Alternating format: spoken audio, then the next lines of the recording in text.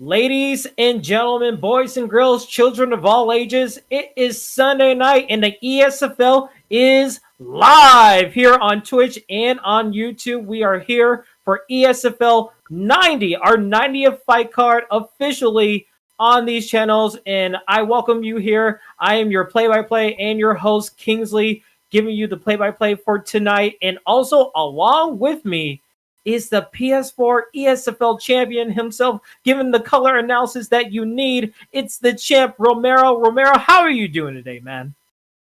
I'm feeling pretty good today. Obviously, I would have preferred to compete on this card, but doing some family stuff. But at the moment, still have my laptop ready to bring you guys some of that color commentary while everybody's gone. And it's just a pleasure to be right next to you here in the booth, Kingsley. I mean, we got you here for an amazing fight card. When we take a look at this fight card right here, I mean, you're the champ. When you look at these murderous row of fighters that are going to be competing tonight, you have to be excited about like all these fights coming up. Absolutely. I see a lot of potential in these matchups, a lot of future title challengers for sure. The main one that sticks out to me is going to be Ed Parker 02. He was a former ESFL champ back in UFC 3, one of the best, most technical players. We split a lot in competition. And if he keeps working his way up through the rankings, I guarantee you I'm going to fight him for we're going to have a little title showdown. But Avida X, a former three-time, the only guy to have a five-time defending ESFL championship reign, he's also on this card. So I got my eyes on those two fellas right there.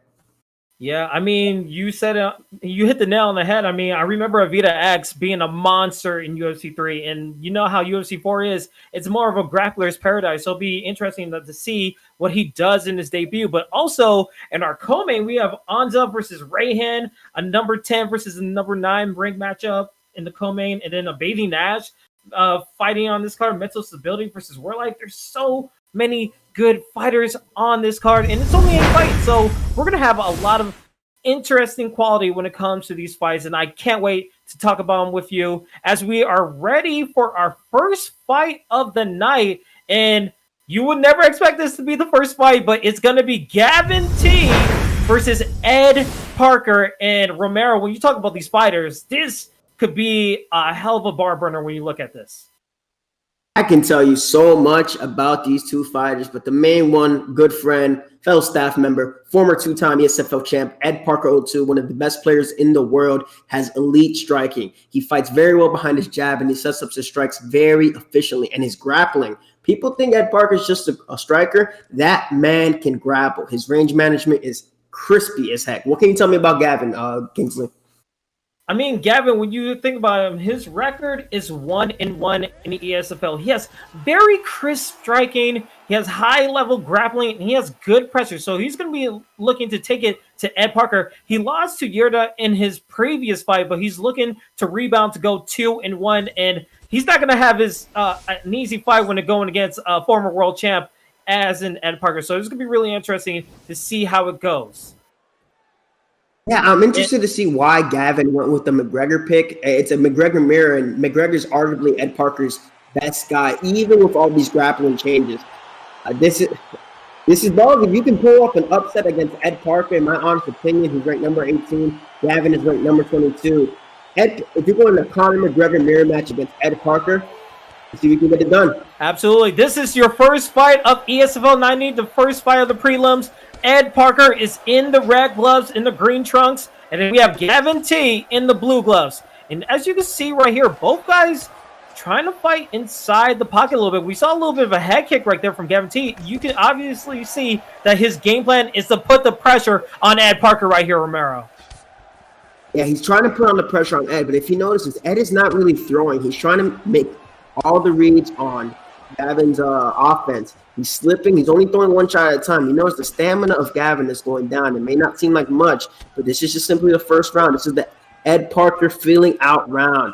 Gavin threw everything he has in the tank, and he still has yet to see what Ed can offer on his offense. So good head movement from Parker here, sneaking in those famous body uppercuts. And now, every single time that Gavin tries to intercept and his short-term stamina is low, Ed Parker's ready to plant and fire for a combination of his own things. Yeah, absolutely. You can see Ed Parker trying to a little bit download his opponent, trying to see what's coming to him, and just like beautiful side steps, just avoiding the oncoming pressure from Gavin T. And Gavin T needs to find a way to adapt mid-round, because if he keeps up with this pace, he's going to lose a lot of stamina, and he's going to be losing this fight. Yeah, it's definitely one thing to throw all your stamina out there if you're dealing damage to your opponent, but if you're punching the air and you're whiffing all these strikes, and Ed Parker's doing a wonderful job showing you how he can fight on the outside, pick his shots, using those jabs, manipulating the range, and the more he can get Gavin to second-guess himself against what Ed is going to do next, the more this fight is going to suit Ed in his favor. Beautiful slips from Ed Parker there, Kingsley.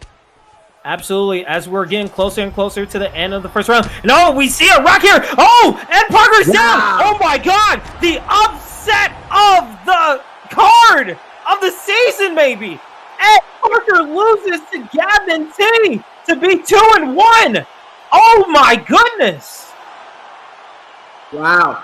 What right there, what Gavin did, he had made a read on Ed Parker's pull. He went for the lead uppercut. And if you try to pull when you're in punching range, as you can see right here in the replay, lead uppercut, cross, catches him down.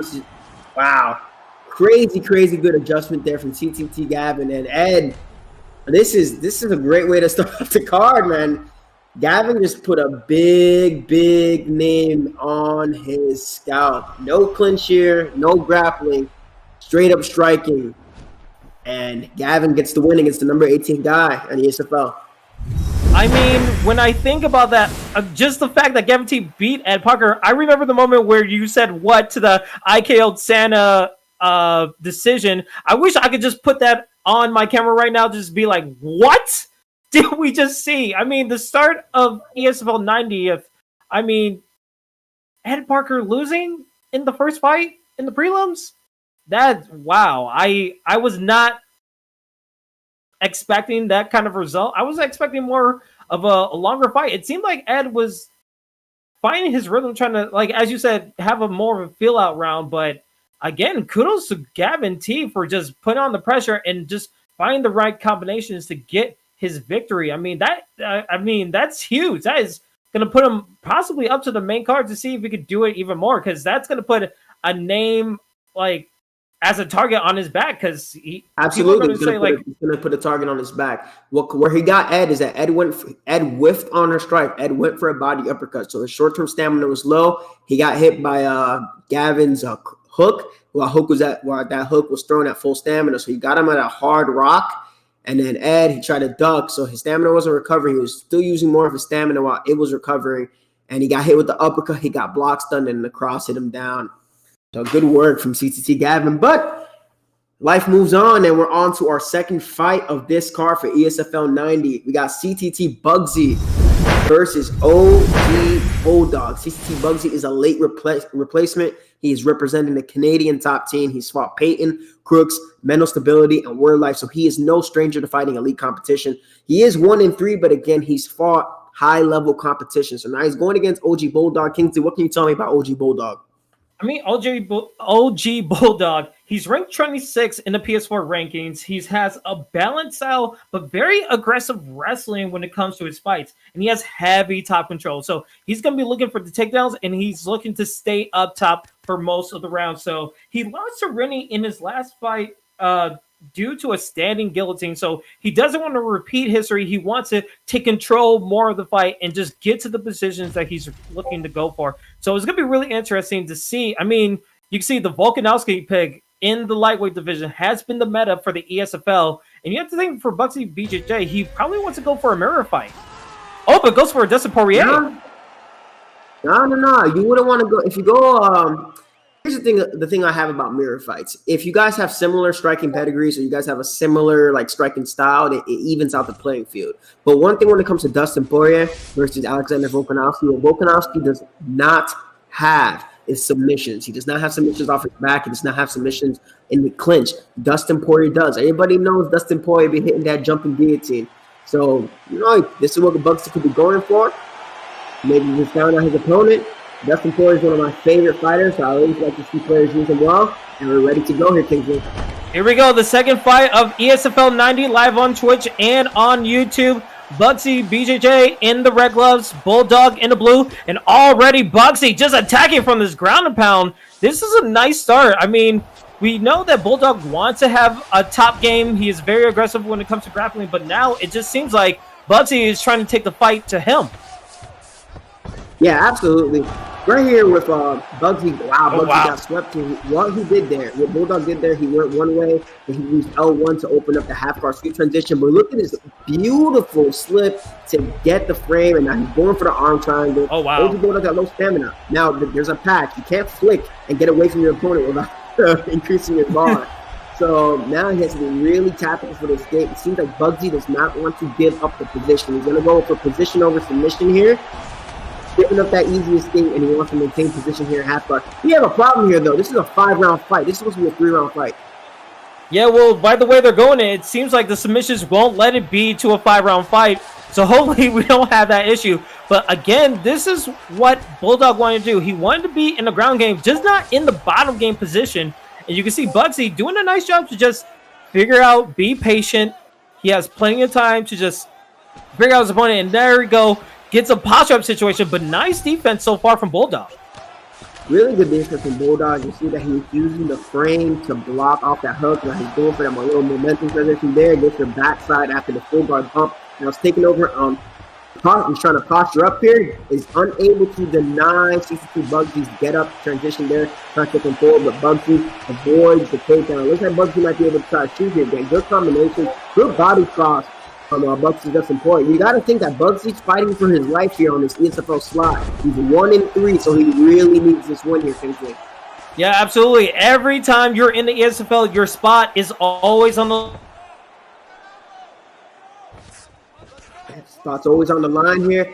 Good takedown from OG Bulldog. His opponent right here. Let's see what happens.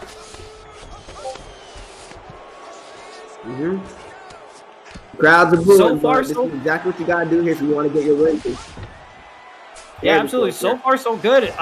Closely under 1 minute in this first round right here. And you have to think, if it's going to keep being like this, Bulldog just needs to keep to the half guard, maybe go for a posture up, and just keep his opponent down to the bottom game. Ooh. 40 seconds. It seems like the escape will not be able to have it, but again, this is a nice, just like rebound from the previous submission. Yeah, really good rebound. He's gonna let him escape here. He's okay with being on the bottom here. Just threatening with the submission is enough for CT Bugsy. The rounds are clicking. I don't know who to give that round to once this round ends.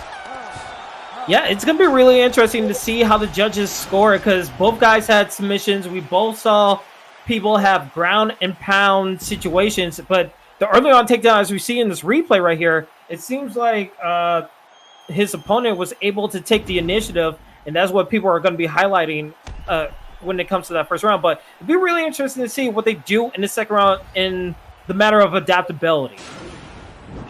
Absolutely. I'd just like to point out that Volkanovski didn't go for any subs. It's just been Dustin this entire time. But it's been really close round. A lot of grappling action, not a lot of stand-up. I'd say that OG Bulldog needs to kind of get his fingers ready on that takedown denial and look to punish Bugsy, because Bugsy does not want any part of him on the feet, it seems. And now it's exactly what he's doing. Putting on the pressure, facing forward. Bugsy is using that jab, cross, hooping him right over on his head. A good slip straight here into the clinch. Now he's working a little body knee action, trying to go for the clinch again. But Bugsy clinches him instead. Now he's going for the little body uppercuts. Good denial from OG Bulldog. Kingsley. A little bit of clinch gameplay that we see there, but as soon as they say that, we're back into the ground game where Bulldog absolutely wants to be. Now it's up to him to deny these transitions, but again, a nice reversal coming from the way of Bugsy. Bugsy needs to find a way to just keep this position, maybe possibly just feign some transitions and just get into a better position. And right here for Bugsy, if you're on full guard and you're on top and you're done, good get up from OG Bulldog. You know, he wanted to maintain that top position and get that ground control, but it's not really working in his favor. I'd like to see OG Bulldog using Alexander Volkanovski. You're chasing too much with your hands. You have him up against the cage. How did Volkanovski beat Max Holloway? He used those leg kicks, and he's not doing that right now. It's very punch happy. And a beautiful outside trip from CT Bugsy. Good work with Dustin Poirier. Very good work indeed, as we're in the halfway mark of the second round of our second fight of ESFL 90. And so far, we're going to be put into the sprawl. But just good attacking the body a little bit, but doesn't get the denial of that transition, but gets put into a half guard. And you have to think, he likes his position a little bit. Will you try to go for a posture up here, Romero? He's gonna have to go for a posture up, but honestly, it's right now you have a stamina advantage. It seems like your opponent has a harder time defending the joint submission. So Dustin does have the Kimura on top. He also has the inverted triangle, if I'm not mistaken. So right here is looking for good little side control action. Bugsy doing a real good job here with the denials, trying to pass the top mount. No, and fake that transition. Another elbow to build up that grapple advantage.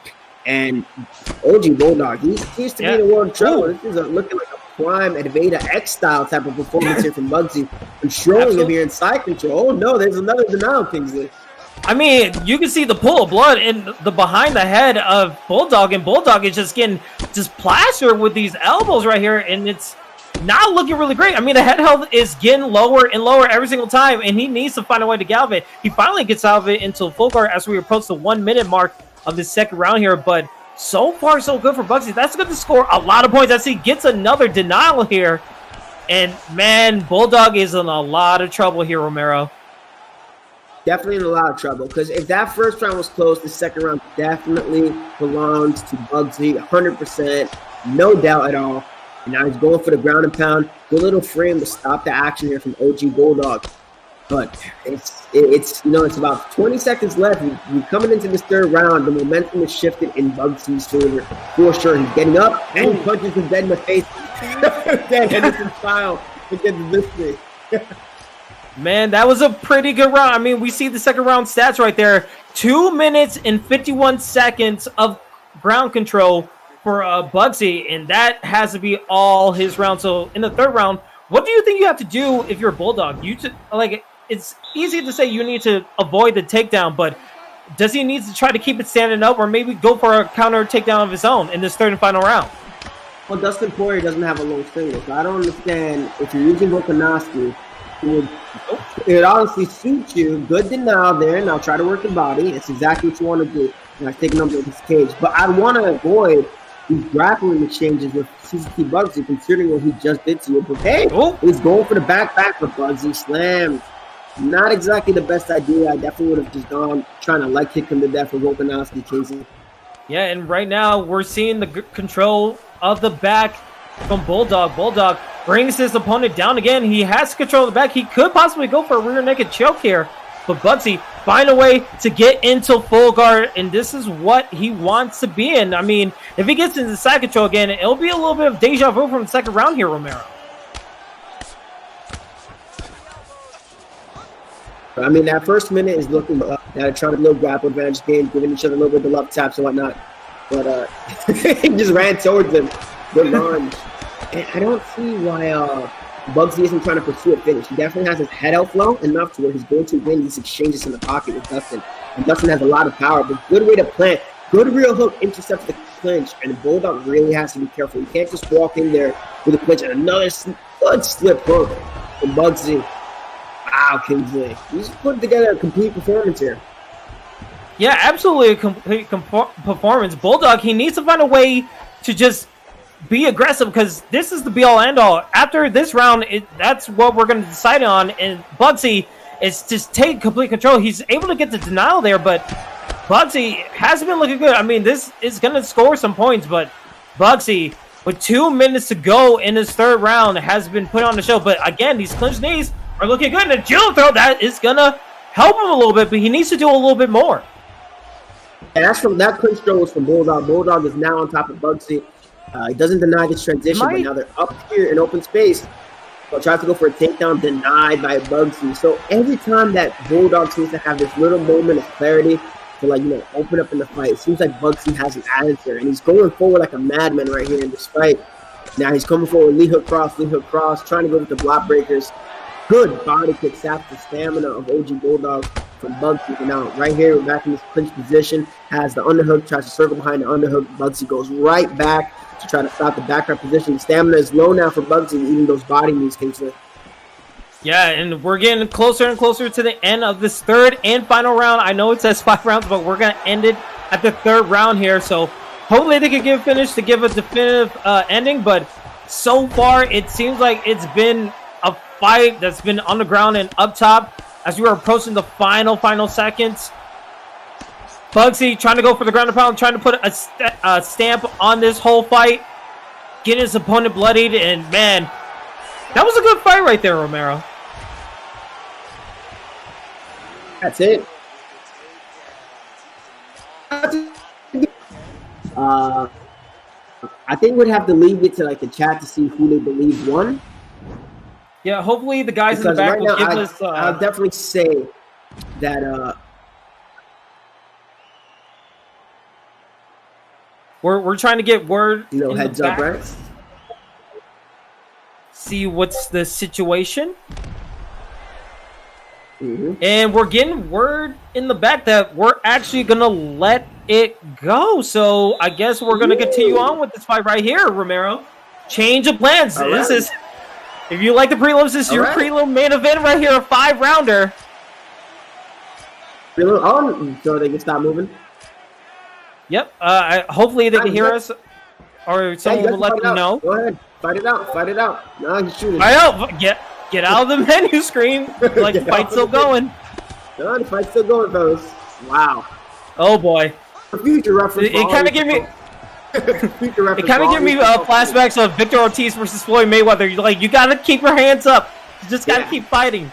Absolutely. Yeah, but for future reference, everybody, when you guys are scheduled to fight, please make sure that you guys schedule it to the correct amount of rounds. Thank you. Yep. Turn off commentary, turn off music, and keep it to 30 rounds unless you're in the main event. But as we're getting going, a nice power. Oh, just grabbing him up in the air and lets him go. And a good takedown into the reverse. Wow, good reversal. Beautiful reversal. And now Bugsy's looking a little bit desperate here with his clinch attempts. OG Bulldog coming forward and he's trying to rack up this damage. Ooh, now head over splashing for Bugsy. Oh boy. I mean, Bulldog, he's able to get the head held low a little bit. If he's able to pull this victory off by getting... Oh! If he would have done a head kick there, that could have been a lot of trouble for Bugsy.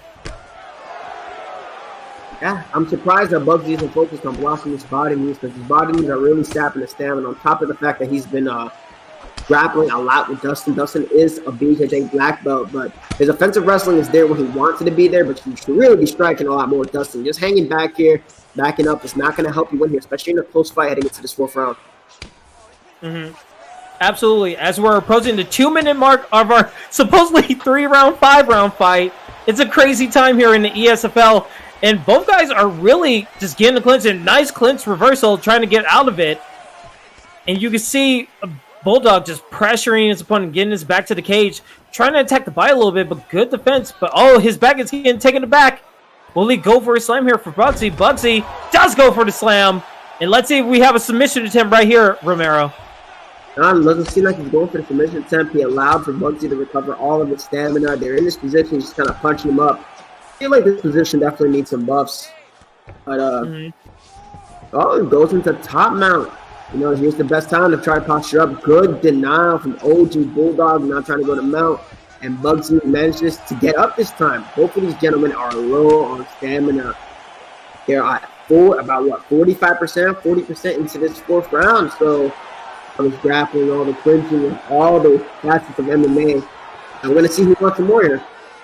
Yeah, who wants it more? Who's going to make that one fatal mistake to give their opponent the victory? We always say it's always the one slip, the one head kick, the one overhand that changes a fight instantly in these later rounds. So it's going to be really interesting. As we end the 4th round here, it's going to go to a 5-round classic between Bugsy and Bulldog in our 2nd fight of our 8-fight fight card. Romero, it's been a very good fight so far. It's been a pretty good fight. I just would like to see the fighters open up a little bit more. It seems to me right now they're both playing not to lose. The clinch attempts right here, trying to sway the judges in their favor, racking up the damage is good, but you're not seeing anybody take any risk to try to really finish this fight. So if this fight goes to the scorecards, it goes to the 5th round, and somebody gets a split decision win, doesn't like to go this way, well, you should have finished the fight. Absolutely. I know it's early, but it's Mom Spaghetti time. Oh my goodness. Bugsy tried to go for a head kick there, trying to hit a home run in the first couple of seconds. But here we go, taken down by Bulldog. Bulldog not able to get a stack guard. Well, I thought he was going for it, but here we go, back into the stand-up.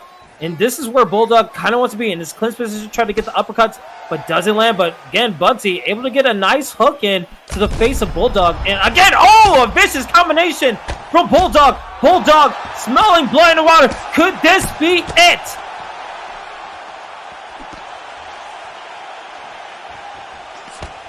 So close to the victory. He's just going for home run hits here, Romero.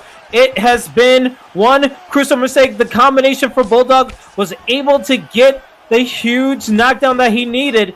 But Bugsy still has his back to the cage. You have to think he has to go forward a little bit and try to be on the offensive.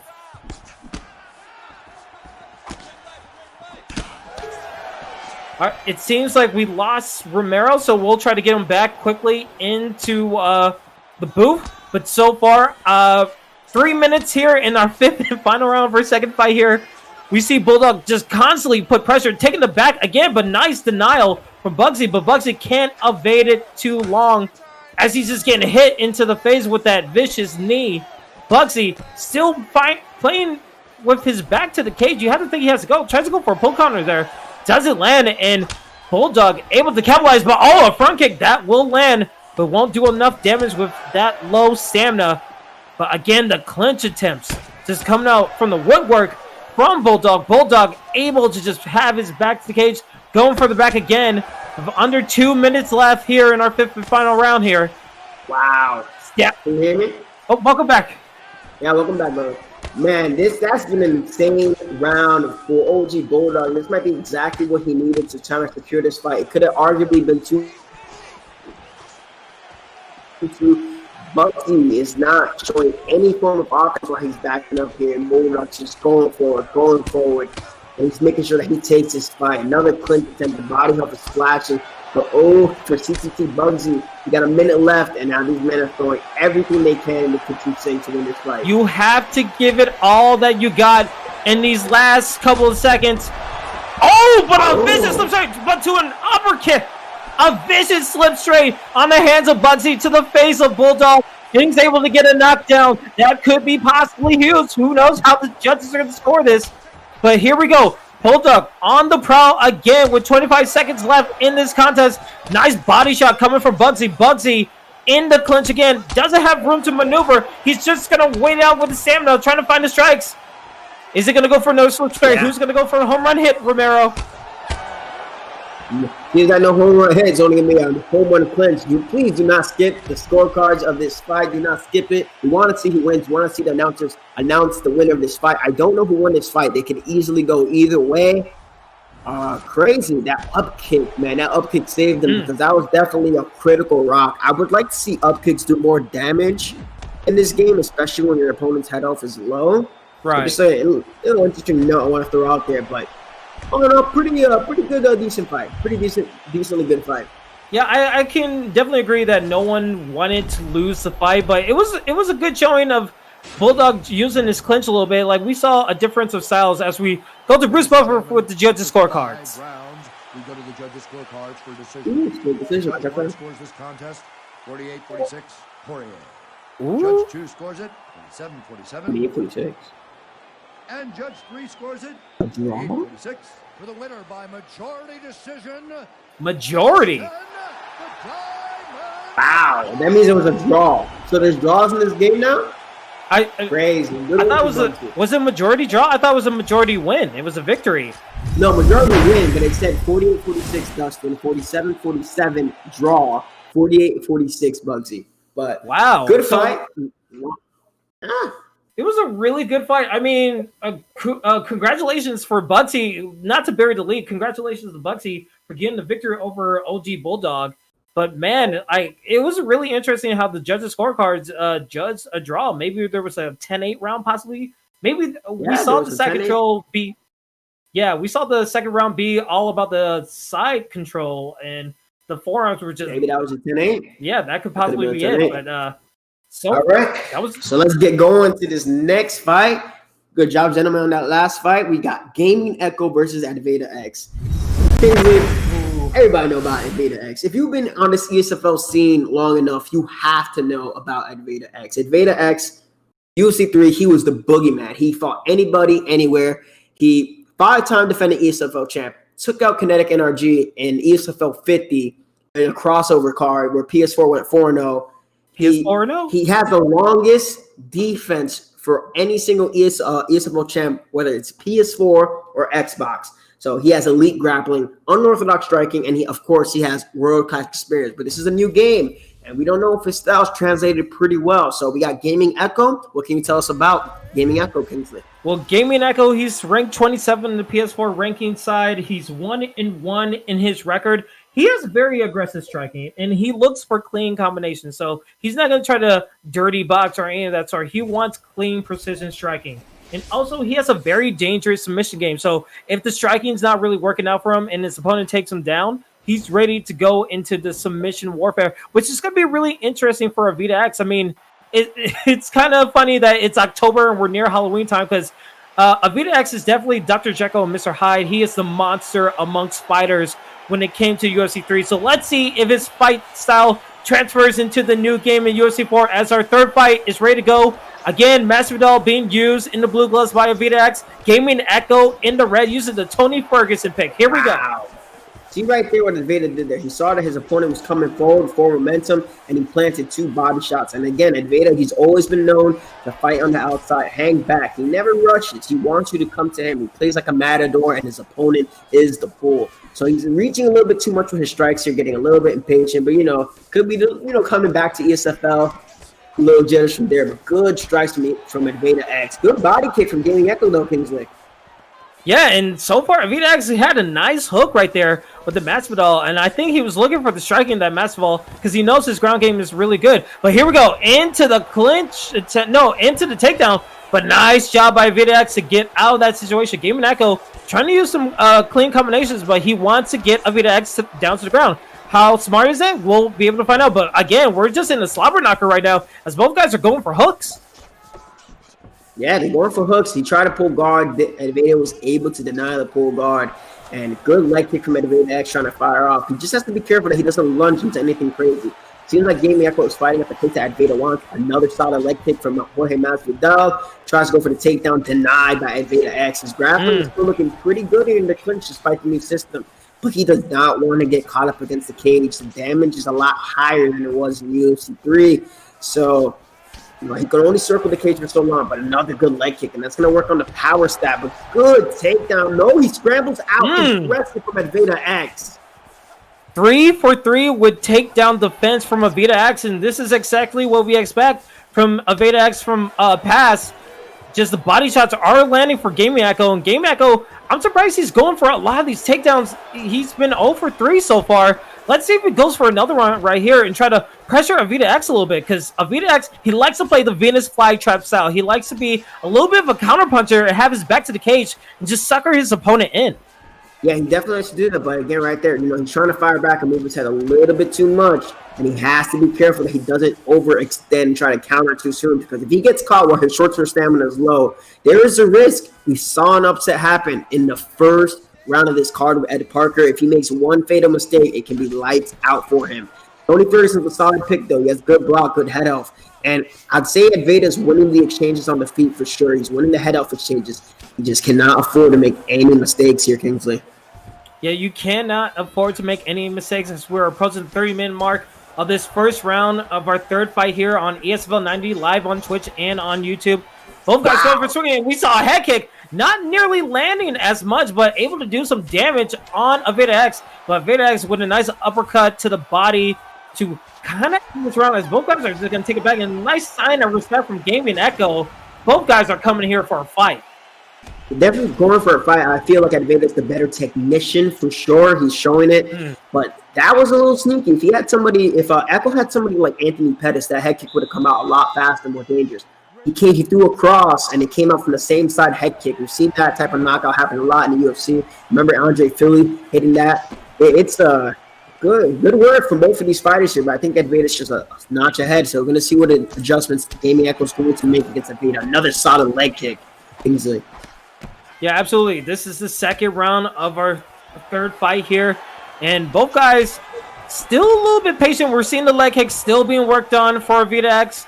Get some nice succession, just trying to change up the levels a little bit. But Gaming Echo charging forward, trying to get those hooks in, trying to land combinations as he said in the scouting report right here. But again, just Avida X with those leg kicks just open up his opponent, and we see the total strikes landed 47-31 in favor of Avida X. Avida X doing really good in the striking levels, as you said, Romero. Yeah, oh wow, good old Bobby from Mr. Tony Ferguson. That was nice and clutch there. He was getting beat up on the feet there. See, Avida, when people say you can't fight on the outside in this game, man, Avida loves to prove people wrong. He's been hanging on the outside since the fight started. And what he does is he disguises his leg kicks with combinations, and that's why he's able to have so much success. He catches his opponents coming in, and he lands those leg kicks. And a good reversal on top now against Tony Ferguson. Ferguson does have a crazy submission game off the back, but another solid denial from Avida X. It don't matter who he has, he knows it, but he's up there. He's going to play it smart and safe like a tactician should. Things like that. Yeah, I'm really interested. I was about to say it's Avida time when it came to the ground, but he's feeling really comfortable. Wow. Oh, but a head kick changes up things. That head kick has changed the momentum. Gaming Echo fighting back. Wow. Maybe it was a mistake to let him back up. He should be looking for a clinch here. He should not be. Oh boy. Wow. Oh, but the leg kicks are coming to haunt Gaming Echo now. Probably he needs to switch up his stance, because either the head kick or the leg kick are going to prove like the difference. And the leg kick again. He's not checking those. He needs to change something up. Yeah, he needs to change it up. Now he's still worried about the leg kick. Wow, Avida tried to pre-deny a turning takedown that wasn't going to happen, and then he got taken down with that body lock. Oh, wow, what a crazy exchange there. From Avida landing all that damage with those leg kicks, he's matched lower to power Ferguson, but now they're right here on the ground. There's a chain. My goodness. Oh my God, if this happens. Gaming Echo is on the cusp of a submission victory, but Avida X is playing some good defense. He needs to not panic. Is he panicking? Oh, the submission bar is getting closer. Gaming Echo! Will he get it? It's over Avida X in a submission! Unbelievable! Wow. Oh my goodness, Romero! Wow. I'm going to say this right there. That was some warrior heart stuff, and it took Avida to make one mistake. He got a little bit too antsy. He didn't wait. He could have just stuck to the regular now. He probably flicked up or went down thinking that he was going to go for a turning takedown. Got denied once. Ferguson has a 97 sub offense, and when everything was looking good for Avida X, again, this is a new game. People make adjustments, and the player base gets better and better every single day. And just like that, the two guys I shouted out as my biggest contenders to my title have been taken out of their first. Wow. Crazy. Insane. Ladies and gentlemen, if you didn't know, well, now you know. It's a whole new game. It's a whole new season in the ESFL. I mean, the craziest things have happened in this card. And it's our 90th card. Well, I never expect Ed Parker to get upset like that. And then Avida X in the submission. I mean, when he let go of that grappling top full guard, I was like, okay, he just wanted to keep it striking. But then Gaming Echo just kept the nonstop pressure up, and he was able to get a combination where he landed the head kick. And I don't know if that was a slip on Avida X's part where he slipped into the head kick and that caused a rock, but it was just such a great head kick. And then when Gaming Echo smelled that blood and water, it just became evident that he was not going to let up the pressure and just pressure Avida X to where he needs to come up with a situation. Then when it came to the submission, it just, man, I never would have thought he would have lost with an armbar like that, Romero. Yeah, I mean, Tony Ferguson can sub anybody, man. It's so hard to sub Tony Ferguson, and it's even harder to get out of a submission. I tried subbing a Tony Ferguson in the Grand Prix, and it was not happening. So, wow. Romero, here's the thing. Those 3 fights, those were the prelims. We still have 5 more fights after that last fight. Are you kidding me? If you guys are not entertained, like, I don't know, like, you might need to check a doctor, because my goodness, this has been very exciting. And speaking of exciting, we're on to our main card right now, as it's going to be our next fight in Spill Actions versus Crooks. And Romero, when you look at this fight, I mean, if the last fights were great, this one is going to be absolutely excellent to see. Oh, yeah, absolutely, for sure. I can tell you plenty about Crooks 209. Crooks 209, plays on both consoles, but he's here on PS4. He's a good streamer. If you guys want to check him out on Twitter, by all means, go ahead. Crooks209 is one of the best out there. He's comfortable in all areas. He sets up his wrestling with his strikes, and he's very hard to hold down. He beats HTT pressure in his previous fight, and he's going up against Spill Actions. What can you tell me about Spill Actions, Kingsley?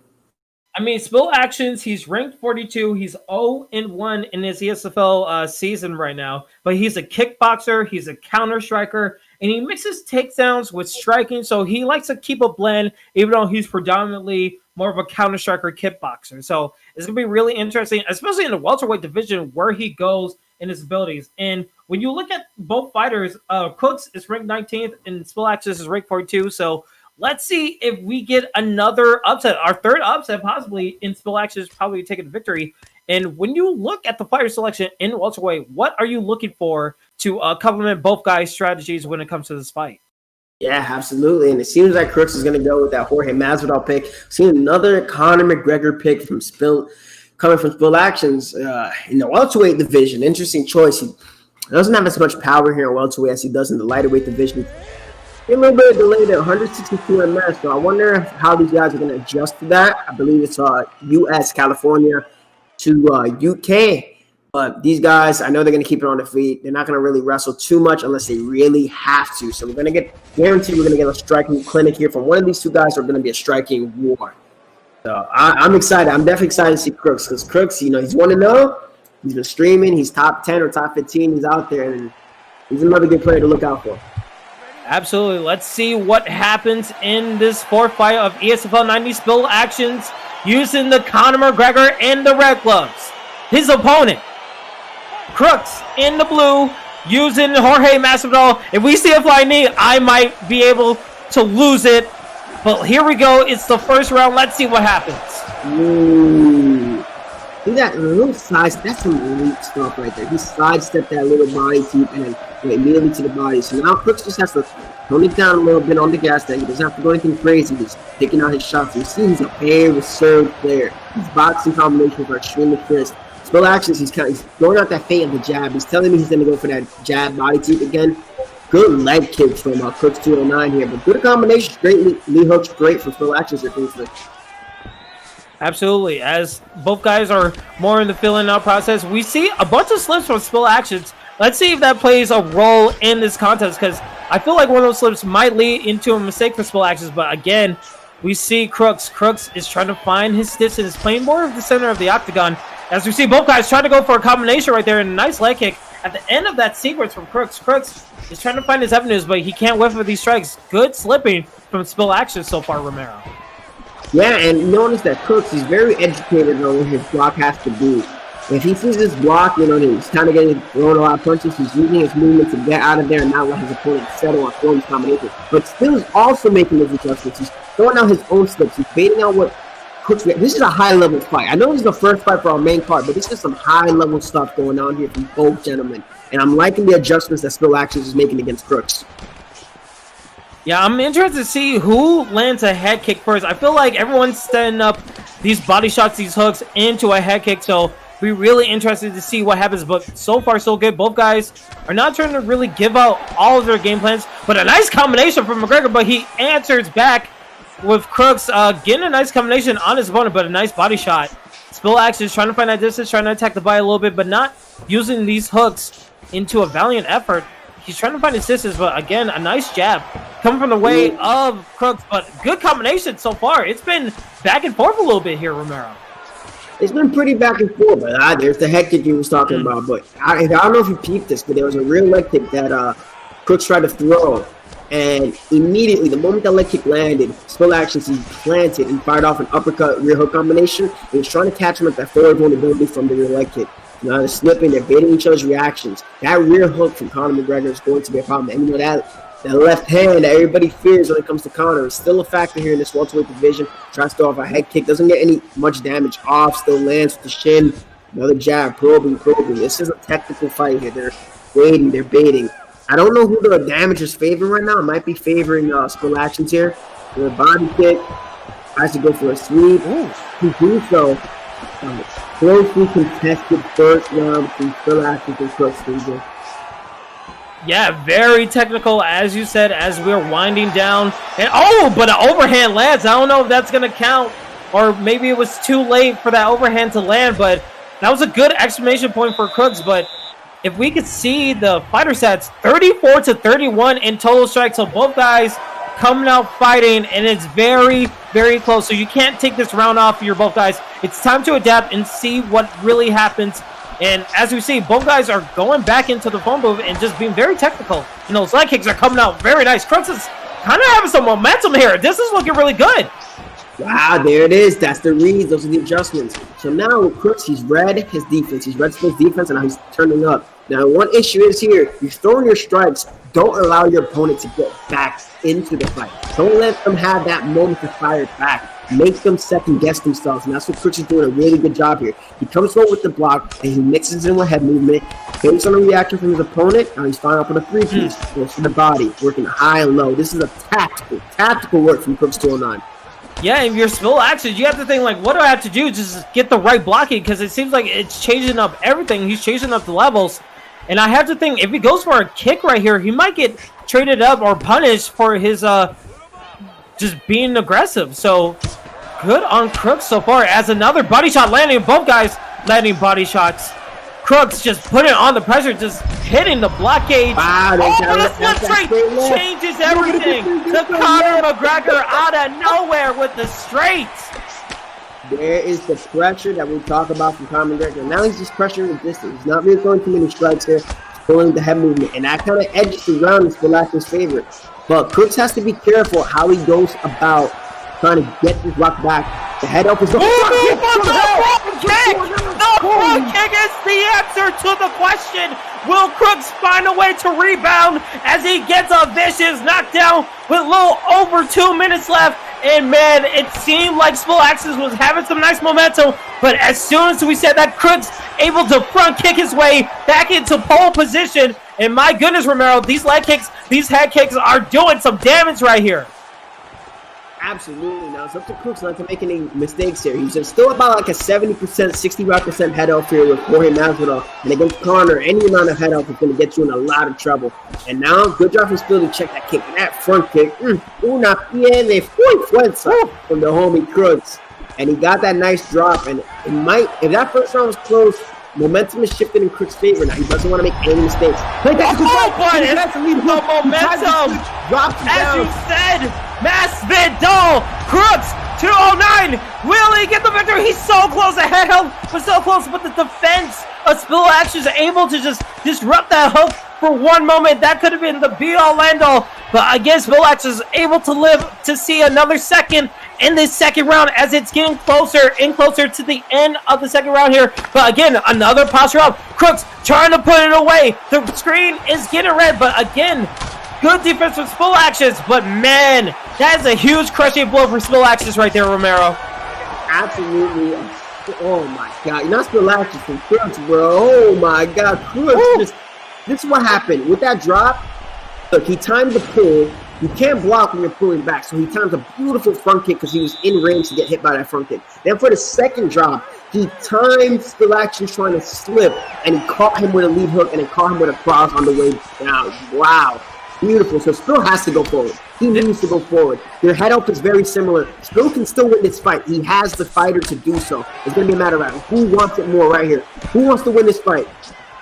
Like a great Boston Celtic once said, anything is possible. As we're in the third and final round of our fourth fight of ESFL 90, Spillaxis needs to go for the gut. So both guys trying to go for a slip strike. Oh, but a nice shot. That could have been, if that was a head kick, that could have been stun for Spillaxis. But Crooks doing a nice job. As you see, the significant strikes landed is 20 for Spillaxis. Spillaxis finding some rhythm, finding some strikes. Able to get that head health low, but again, when he has his bucks to cage, he needs to watch out for the pole counter, because if he gets hit with a head kick, that could be all that she wrote. But again, the slip straights, Spillaxis is looking for it, but Crooks not to get answered. Can he take it away here, Romero? It seems like he wants his opponents back to the cage right here. Yeah, he wants it, but he has to be very careful. He's being a little bit too passive for my liking. Oh, with a straight, the 1-2. No actions, finding some way to get back in this fight. This is what he exactly needs to do. The momentum is finally back, but can Crooks respond again like he did in the second round? Here we go. Let's see what happens. That first round was razor close, and honestly, if you have a lead like that heading into the second round, you gotta realize this is the ESFL. This isn't a ranked fight. This isn't something where you have to fight or put on just for anybody. You gotta try to come out here and win. If I'm Crooks 209 here, you gotta turn up, change the game. Oh my goodness! He went for the gusto and he came up with nothing. Spell actions on the cusp. Oh, he tries to get one. Oh, but a head kick lands. Head kick lands on Crooks. Crooks on the back foot. Conor McGregor. Spell actions. Can he get the victory? He is so close. Spell actions. Going for the kill. Crooks is on the back foot. This is not good. And again, this is 2 times now that I've seen these fighters. They're getting rocked. They're getting worked. Their head health is getting stretched. And there's a head kick. And he's not trying to initiate any grappling. Avida actually done the same thing. Initiate the clinch. And that's it. He tried to go for the home run hit, and it just missed. He wasn't in range. As Spill Actions able to get the straight into the face of Crooks. What a victory for Spill Actions right there. Wow. He put it, that's what I mean. He got comfortable with the lead. Out with the left hook. The left hook, not the straight. Yeah, and you see this. So the way that pace of that fight was going, Crooks had momentum heading into the third. The problem is once he had gotten to that third round, he started playing not to win. He started playing not to lose. And you can see that by how his output started to drop, and he allowed Spill Actions to get back into that fight. And Spill Actions, he was making reads. I said it in round 1. Both of these guys were making reads on each other. Both of them were able to capitalize on one or the other. The matter of who was able to just put it all out there, put themselves at risk of getting KO'd to get the KO'd, and Spill Actions did that. Well done, buddy. Great fight, gentlemen, both of you. It was an amazing fight. It was a little bit back and forth. Crooks had the momentum from that second round, but then the slip straight, the Conor McGregor straight, as you said, Romero, is so damaging and just so surprising. And Crooks was able twice in that fight to just rebound back when he got knocked down. But that third round was just all Spill Actions because he knew he needed to go for the knockout right there. But man, what a shot. I think that's our third upset of the night. We had upsets on Ed Parker, on Avida X, and now Crooks. Could this be the whole storyline for this whole fight card? We will see. But man, it is looking so good. I hope you guys are warmed up because it's going to get better and better. We still have plenty of more fights. And the main event is coming up in a few bit. Romero, I am so pumped of where this fight card is going. Yeah, I'm just, oh man. I mean, like for you as a champ, I mean, this has to be exciting that the competition is looking really good right here. There's tons of new blood coming into the PS4 side, and it's looking like a lot of people are coming to play.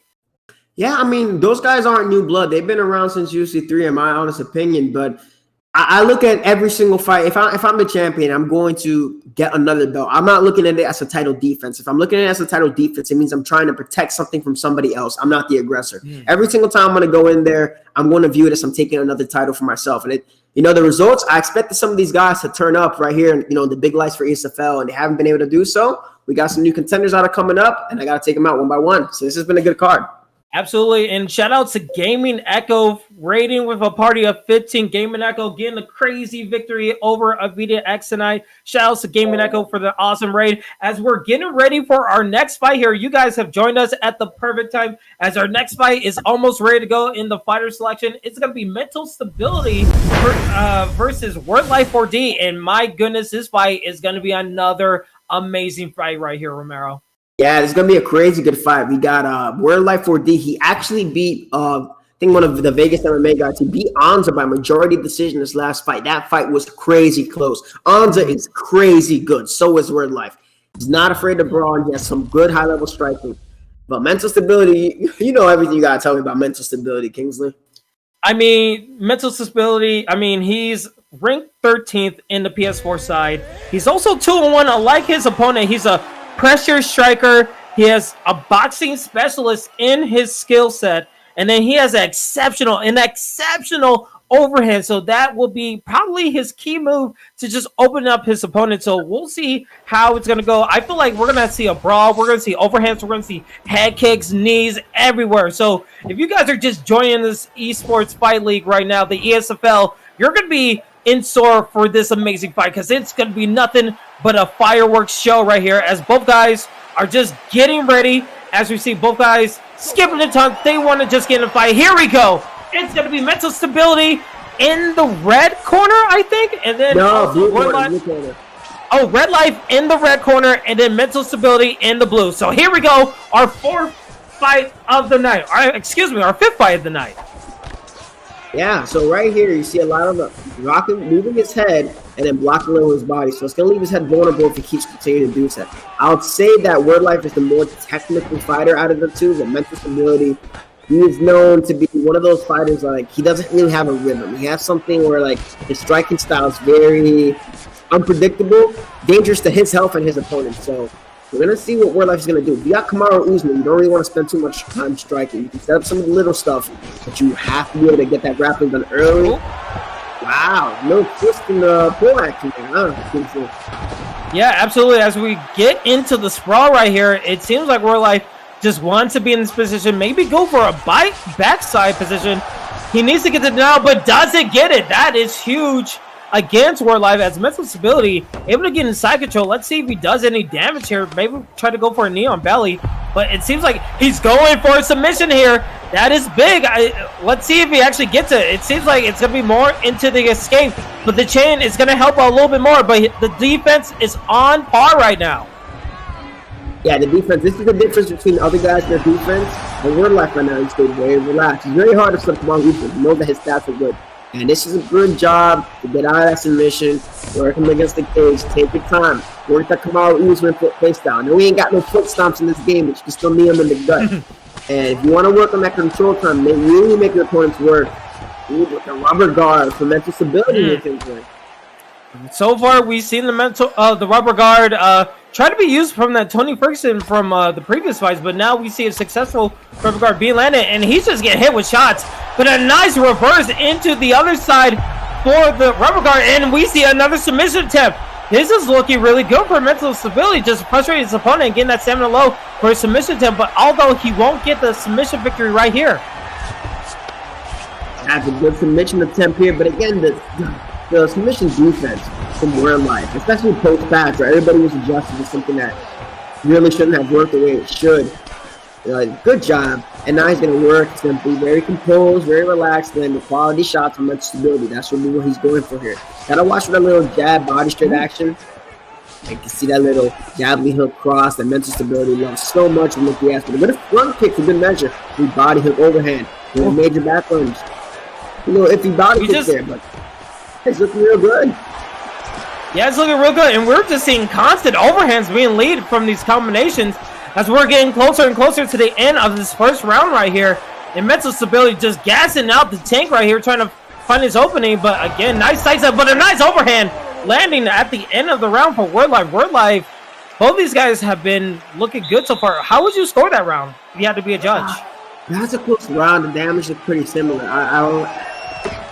I'm going to give it to mental stability just based off him being able to threat him a little bit more off of the submission attempts. I don't know how much damage WorldLife has been able to get off, but on the feet, Memphis is doing a lot of work. So I'd say that WorldLife is down 1-0. So it's going to be up to him to kind of put up the work here against mental.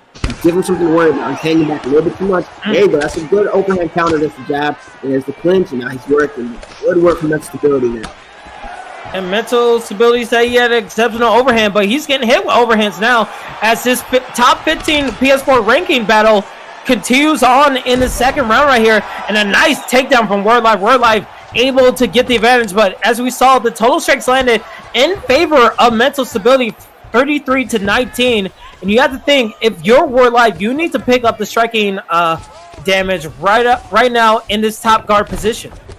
Yeah, the one good thing is that knowing that some of those strikes are coming to off the bottom and half guard, a lot of those strikes not coming off the feet. I've seen mental landing a lot on the block, but the damage overall, I definitely see leaning towards mental. So you're right, Kingsley. WorldLife has to do a lot here, but hey, if he has control time, he gets to work the ground and pound here. Good. Wow. Very nice reversal on the hands of Mental Stability.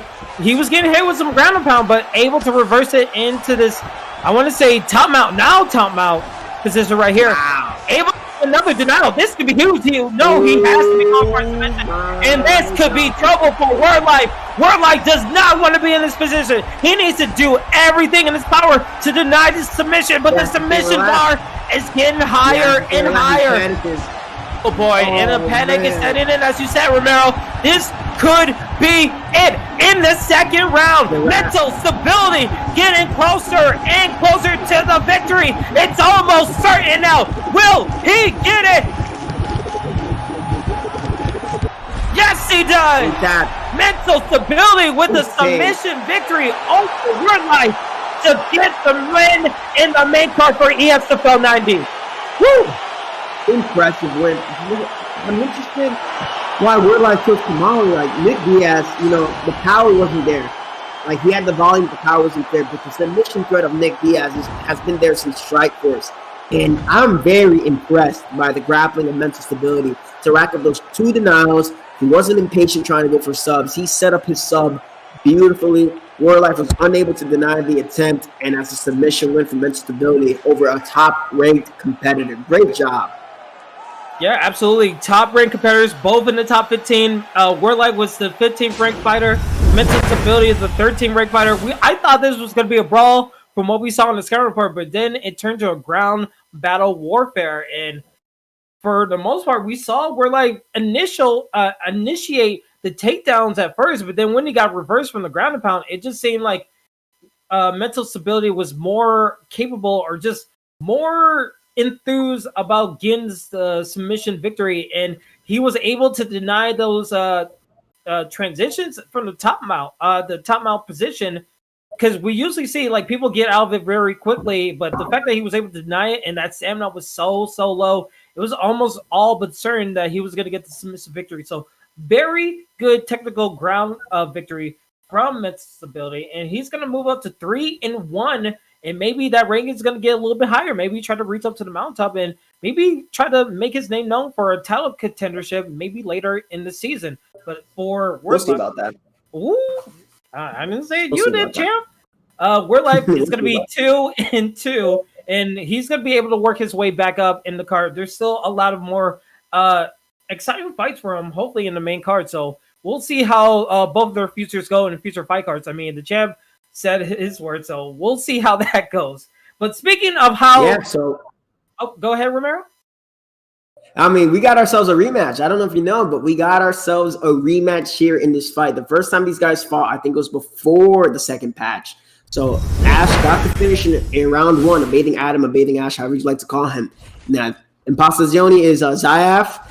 They've both improved tremendously in this game, and I'm looking to see how these prospects have grown. Bathing Ash is the former, he was the last UFC 3 tournament champ. He beat me in the finals, and then I faced him again in the beginning of this game, and I managed to get a submission win. So I'm interested to see how he's adjusted. He's won his rematch against TJ Dono. If he puts a stamp on Zayaf and he starts getting some wins, I might have to see this man again. So we'll see how it's going to go here.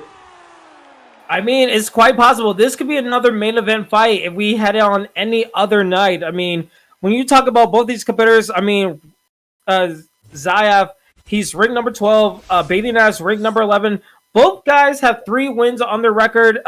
Only Bathing Ash has a positive record in 3-2. And they're going to be fighting the middleweight division, as this is our co-main event fight of the evening. And since we have no audio sounds, kind of a little eerie for 2020, let's see how these guys go against each other as we get our 6th fight ready to go. Let's see who takes out the victory right here, Romero. Yeah, absolutely. I'm seeing the pressure from Bathing Adam. He's always been known for that. See a nice little adjustment that Bathing Ash is not just waiting for Adam to go. And now he's caught him against the cage. Good counter. Oh, my God. And that's why you can't just go wild on a Bathing Ash, man. He has those pull counters on lock. A little bit too much gusto, as you'd like to say. Zayaf got dropped there. The block is getting low. And right now, the Whitaker mirror is an interesting pick. But Zayaf has definitely chosen the grappler. His strength is in grappling. Got Oh caught my there goodness, with another the one. Oh, he uppercut. almost went for the uppercut right there, Romero. That could be all she wrote. Avida Nash in the red gloves is doing his work, but a nice head kick from ZF in the blue gloves right there. Able to get a head kick and now some nice combinations. Maybe he tried to rebound a little bit after getting rocked so early in this fight. Rocked twice, but he's getting hit with these vicious uppercuts. He needs to find a way to try to take this to the ground, but he does. And a takedown right here. Now, what does he have to do in his top position right here, Romero? He needs to nullify Bathing Adam. He's not going to get a finish here, especially with how high the stamina is. And just as I say that, Bathing Adam, as the veteran that he is, he builds up that. Oh my God! Oh the overhand doesn't land, and we saw Zab just get the perfect punish on his opponent, and that might have changed up everything. But a nice pull from a Bathing Nash saying, I'm still going to come at you and try to fight you and get these combinations. He's still landing with these combinations right here. Oh, but another rock. No, but he gets something through the Nash. Oh my God. What? He thought the 1-2 head kick was coming, and he ducked right into the uppercut with low head health. Wow, insane. Look at that. Rematches are something else, huh? Zayaf now they're 1-1 against each other. And they both had each other on the ropes. Just like that, ladies and gentlemen. That's what you can expect from the ESFL. My goodness. Are you kidding me, Z? You are absolutely insane. He got rocked twice in the beginning of that fight. And then he was able to have the mental fortitude to just adapt and find his way back. And as you said, one wrong slip, and he thought the head kick was coming. But then when he ducked down, the uppercut was just waiting for him in the hotel lobby. And it was ding, ding from the start. My goodness. Romero, let's just, from this whole fight card, Ed Parker, Avida X, Crooks, and now a Bathing Nash have losses in this fight card. What is happening in this bizarre world that we call ESFL 90? I mean, that's 3 ESFL champs that went down. Crooks never really competed too much, but he's a contender. He was a contender for sure. It's definitely just adjustments, man. Zayaf, that was the worst start to have any fight, to get dropped by a mean pull counter. He hit that up kick button so fast, saved himself, bought himself some time, and he made the read that Ash was going to duck. Like he must have done his scouting on Ash, because Ash tried to time that duck. He set him up maybe just a little bit with that first 1-2 head kick, and he ducked into an uppercut. Ed got caught really good by a beautiful combination from his first opponent, and Avida, man, it looked like he was on fire. But then those guys, they said, no, man, just because you're ranked higher than me, just because you're a famed player, you're not guaranteed to win over anybody. You have to treat everybody in there like they're just as good as you or better. Absolutely. I mean, this is the ESFL. Only the best of the best of the best fight in competitions like these under the spotlights, especially on Sunday nights in the ESFL. I mean, we have been blessed with just so many crazy results and just exciting fights in general. And we're going to take a little bit of a breather of just before we get into the co-main and main event. We just need to take a little bit of a breather, just go over a little bit of things, because man, this fight card has been amazing. Speaking of the fight card, what fight has absolutely taken your breath away when you look back at this whole fight card? If I had a look at, in terms of the technical ability and how the fighters are putting on the reads, the adjustments, the strike selection, best fight on the card so far has been Crooks 209 versus Spill Actions. Both guys were hurt. Both guys were making adjustments on each other. Now we can say upsets. Honestly speaking, I'd say the Avida loss is a bigger upset than Ed losing, because in Ed's case, anything can happen on the feet in this game, especially in the Conor McGregor fight, and he got caught vulnerability with the first shot, higher vulnerability on the second shot, and then got hit on the way down. But Avida got submitted. And he was a grappling demon in 3, and he still is in UFC 4. And to submit Avida X, that is a really, really big upset. But the best fight definitely has to be Crooks 209 and Spill Actions. Those guys really put on. Yeah, I mean, what can you say? I mean, the results, the shockers that we never really expected. I mean, if you were a betting man and you saw this fight card, like, oh yeah, that guy's going to win, that guy's going to win, and definitely that guy's going to win, and then just nope. Yeah, you thought. I mean, it's been absolutely crazy. And as you said, Crooks versus Spillaxis was an amazing fight. That was a banger. That fight was a banger. Incredible. So, like, as champ, you have to think, like, man, I need to be on another card and get that title fight going because, man, these fights are so sick. Yeah, crazy fight, and it's only going to get better from here. Only going to get better from here. But absolutely. Before we get to our co-main event, we're just going to take a little bit of housekeeping. Again, this is the ESFL, the Esports Fight League. You can find us here on Twitch, where you can follow the channel or subscribe to the channel. And then we also have a YouTube page, ESFL Gaming. We also have a YouTube channel where you can subscribe. That's where you can have all our fights, all our archive fights to get caught up with the new season and the season before in UFC 3. And also, if you want to be a part of the community, if you want to be in fights like these, or even in one of our affiliate leagues like UFL, IXC, Primetime, and all that other sort, be sure to join our Discord. Our Discord is where you could sign up for fights, find other fellow like players who enjoy the same passions as you in fighting in MMA. It's a lot of great things. So you definitely want to be a part of it because only bigger and better things are coming in this community, in our Discord, in our YouTube and Twitch channel. And especially for next week, because next week, our next schedule is going to change up a little bit. Next Wednesday, it's going to be our affiliate league. It's going to be the ESFL network where you could catch our fight card there at 6 p.m. Central Standard Time. And then on Saturday is when we have another ESFL card. On Saturdays, that's going to be hosted up by Balian and Bruce Lee Robb at 2 p.m. Central Standard Time. So you want to be on the lookout for that schedule because the ESFL is going to get amazing. And those fights were absolutely barn burner. I mean, speaking of barn burners, I mean, yesterday's fight in that co-main was insanity. Brand new Mac, and I forgot who his opponent is. Man. So you definitely want to check the VOD on YouTube for that fight, and also check out Saturday fights because they're always amazing. Wouldn't you agree, Romero? Absolutely. And speaking of brand new Mac and those Xbox guys, we got one of the best players coming over from that side, Anza. He's a part of the Vegas MMA camp. I'd arguably say Vegas MMA is the second best camp right now here in ESFL. They have Kinetic, they have Anza, they have Combo, they have D-Mart, they have Z-Hunter. They have so many good players on that camp, and they always show out and they always perform accordingly. And I'm really interested to see here. I saw Anza against Ed Parker on the exhibition part, and that fight was really, really good. So, he knocked out Mental Stability in round 1. We just saw Mental Stability get a win. And Anza, if I recall correctly, he absolutely smoked Mental Stability in the first round. He's number 10 on the rankings. Rayhan's number 9. So what can you tell me about Rayhan?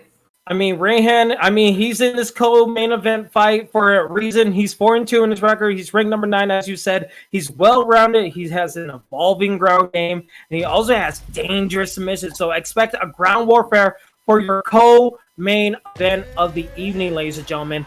Now, I want to get some little interaction in the chat, get you guys involved. If you have Anza taking the co-main event fight here, I want to see a 1 in the chat. A simple 1 if you have Anza taking the victory in this Holloway mirror match. But if you have Rayhan taking the victory and moving up in the rankings to possibly face Romero, I need to see a 2 in the chat to see if you want Rayhan to win this co-main event, because it's about to go down, ladies and gentlemen. This is your co-main event fight of the evening for ESFL 90. Rayhan in the red gloves using the Max Holloway and his opponent as we get into it. As the taunts. Oh, no taunt. It's going to be Anza in the blue. Here we go. This is your co-main event. Let's see what happens. Yeah, absolutely. Right here. Good little lunge and jab action from Rayhan. This is a Max Holloway fight, so we're going to expect this fight to be a banger. Whoever shoots first is probably going to be ashamed. But Anza's using that head movement, that rear hook, the uppercut. Love that combination. It's a very effective combination. Rayhan starts to play, starts to fire from rear hook, trying to catch his opponent, trying to slip. The body teep by Anza. Another body teep put him against the cage. There's another switch kick. Now goes for the clinch. Interesting. All right, man. It's MMA game. You got to do what you got to do. I know that Max Holloway has a standing guillotine, and he goes for the trick. Interesting choice here from Anza, Kingsley. Very interesting as he goes to the half guard right here. And you have to think, maybe this is the whole game plan. Maybe he had the whole training camp like, if it's going to be a stand-up mirror match battle, I want to take it to the ground and maybe just give my damage that way. Because if he goes for Papadoc, he's going to score well in judge scorecards. Again, a nice transition back for Rayhan, just being patient in his transition a little bit, keeping himself in full guard. But again, the defense of Rayhan needs to be on point for this ground and pound right here, as he's getting hit with some nice hooks. Oh, but a nice get up. Wow. Yeah, if you build up enough grapple advantage and you're the bottom guy in ground and pound, you're always going to be warranted to get that free get up, man. Good work from Rayhan to do so. Nice little front kick action. You know I love me a good front kick from Anza. Another rear hook, lead body hook, tries to go for the lead body hook, rear head hook, and Anza seems to be getting in the zone here.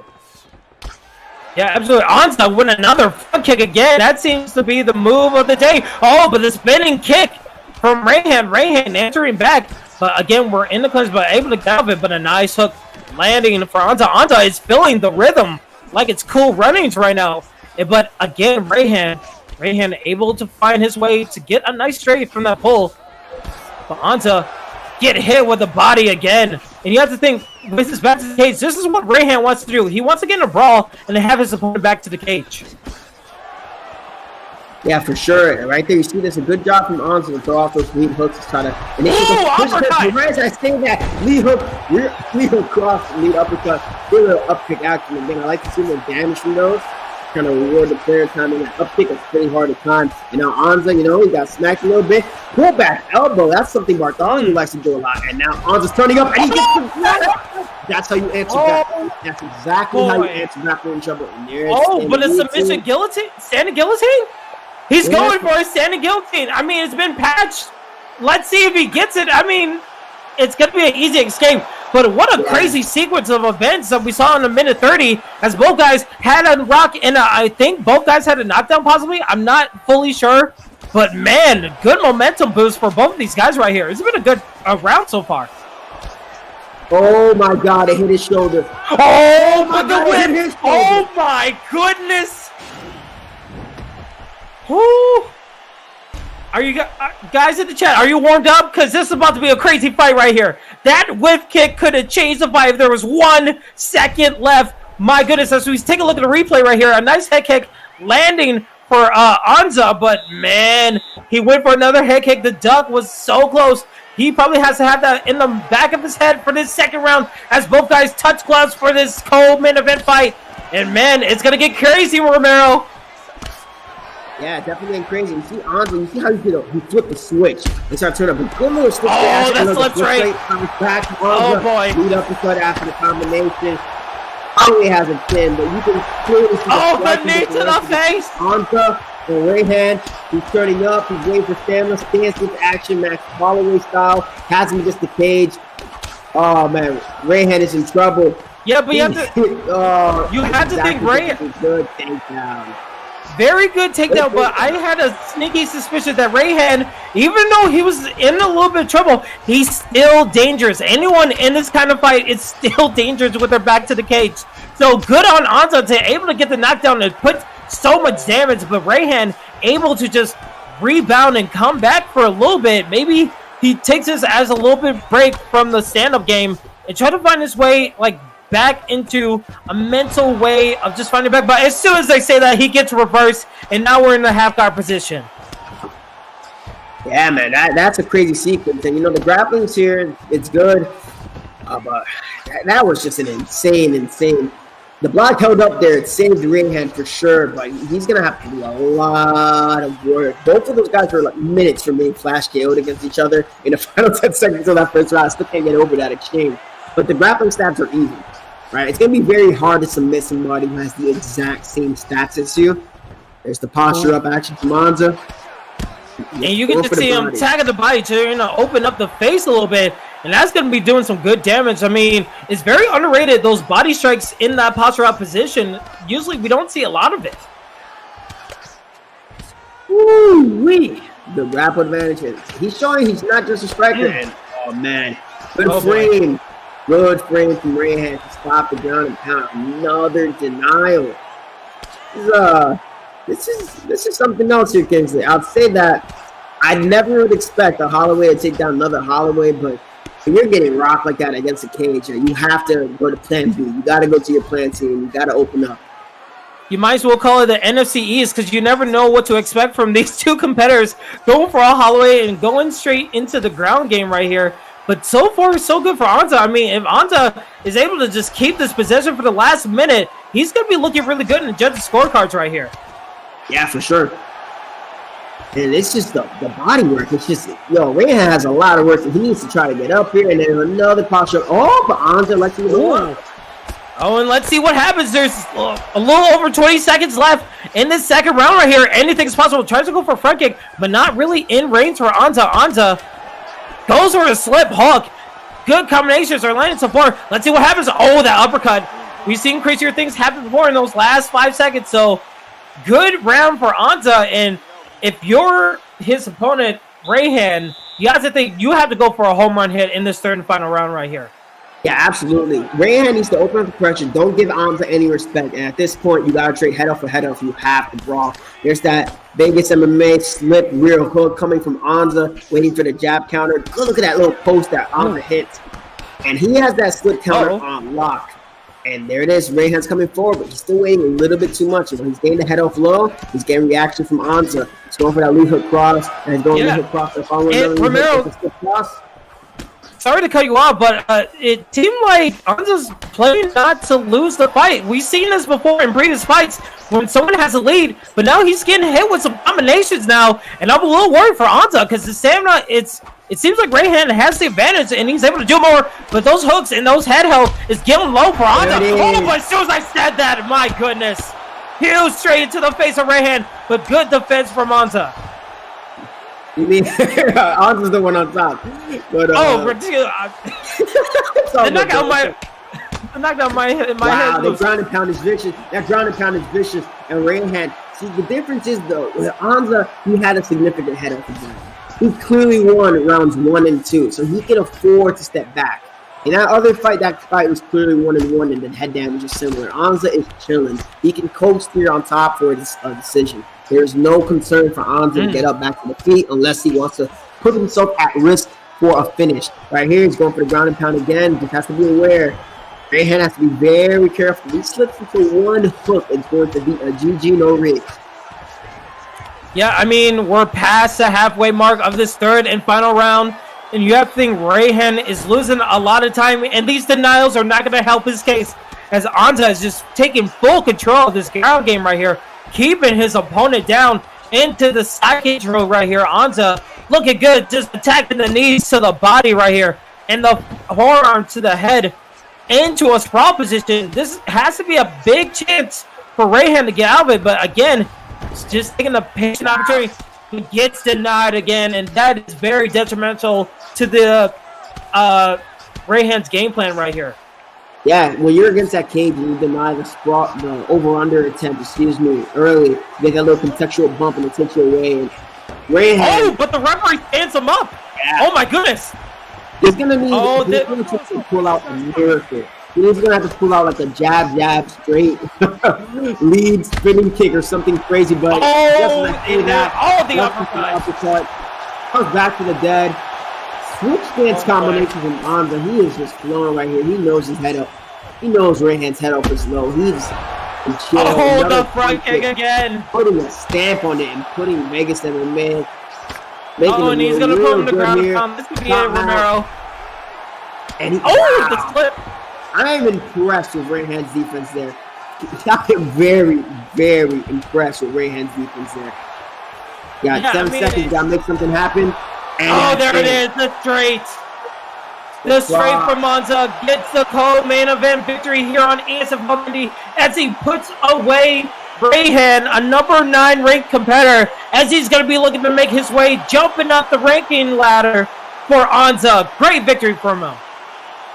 Crazy, beautiful. That was a stellar performance from Anza. The combination selection, the counter striking that he utilized, the way that he woke up the moment he got rocked, and he's like, all right, let me take my foot, let me take the foot off the little break, and I'm gonna pull my foot on the pedal.